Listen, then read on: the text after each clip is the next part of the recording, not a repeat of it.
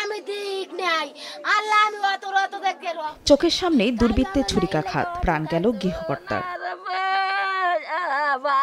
মঙ্গলবার রাতে পটুয়াখালী সদরের শেহাকাটি গ্রামে ঘুমিয়েছিলেন মোশাররফ খান ও তার পরিবার। মধ্যরাতে শীত কেটে মাটির ঘরে ঢুকে একদল দুর্বৃত্ত।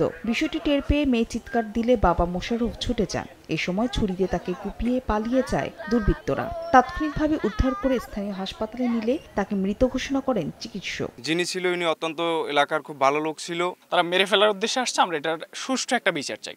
আমার বাবার নির্দোষী মানুষ নাই করছে, এর ফাঁসি চাই আমরা। ফাঁসি হোক বা যাবজ্জীবন হোক, যাই হোক আপনারা এইটা করবেন। ঘটনাস্থল পরিদর্শন করে জড়িতদের আইনের আওতায় আনার আশ্বাস দিয়েছে পুলিশ। এটা হত্যাকাণ্ড, এই বিষয়ে কোনো সন্দেহ নাই, কিন্তু কিভাবে ঘটেছে এই বিষয়টা তদন্ত করে বের করতে হবে। মোশাররফ পেশায় অটোরিকশা চালক ছিলেন। তার 2 সন্তানের মধ্যে ছেলে ঢাকায় একটি বেসরকারি কোম্পানিতে কর্মরত এবং মেয়ে শেয়াকাঠি মাধ্যমিক বিদ্যালয়ে 10ম শ্রেণীর শিক্ষার্থী।